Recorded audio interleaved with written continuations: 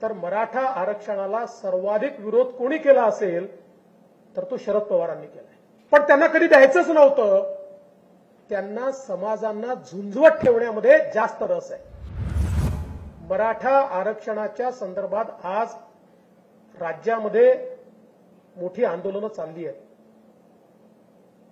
आपण जर मराठा आरक्षणाचा इतिहास काढून पाहिला तर मराठा आरक्षणाला सर्वाधिक विरोध कोणी केला असेल तर तो शरद पवारांनी केलाय. शरद पवारांनी केला. इतिहास बघा.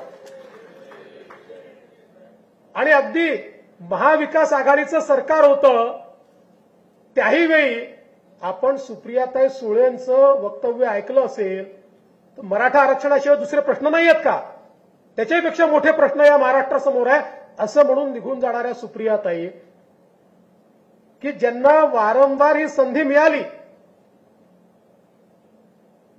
त्यांच्या मनामध्ये असतं तर मंडल आयोग लागू झाला त्यावेळी देता आलं असतं.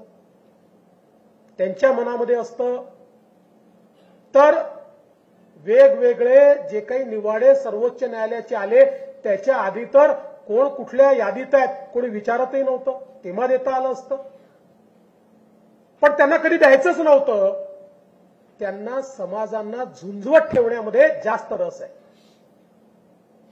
त्यांचं राजकारण कसं आहे, लोक झुंजत राहिले तर आमच्याकडे नेतेपद येईल आणि म्हणून झुंजवत ठेवायचं. या महाराष्ट्रामध्ये आपलं सरकार असताना आपण मराठा समाजाला आरक्षण दिलं. केवळ आरक्षण दिलं असं नाही तर त्याच वेळी ते आरक्षण आपण हायकोर्टामध्ये टिकवून दाखवलं. सर्वोच्च न्यायालयामध्ये आपलं सरकार असेपर्यंत ते टिकलं. आपलं सरकार गेल्यानंतर त्याच्यावर स्थगिती आली आणि आता हेच लोक मोठी तोंड करून सांगतात. मला तर आश्चर्य वाटतं ज्यावेळी उद्धव ठाकरे आरक्षणाच्या संदर्भात बोलतात, कारण त्यांची तर भूमिका होती मंडल आयोगाला विरोध करणारे हे लोक होते. ओबीसीला आरक्षण देऊ नये म्हणून त्या ठिकाणी मंडल आयोगाच्या विरोधात भुजबळ का बाहेर पडले त्या काळामध्ये, कारण तुम्ही मंडल आयोगाला विरोध केला होता आणि आता तुम्ही तोंडवर करून सांगताय. आणि म्हणून एक गोष्ट लक्षात ठेवली पाहिजे की आपलं कमिटमेंट पक्का आहे.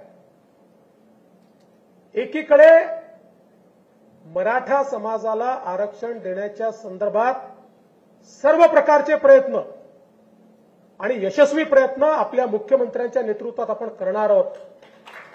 पण त्याच वेळी कुठल्याही परिस्थितीमध्ये ओबीसी समाजावर आम्ही अन्याय होऊ देणार नाही. काही झालं तरी होऊ देणार.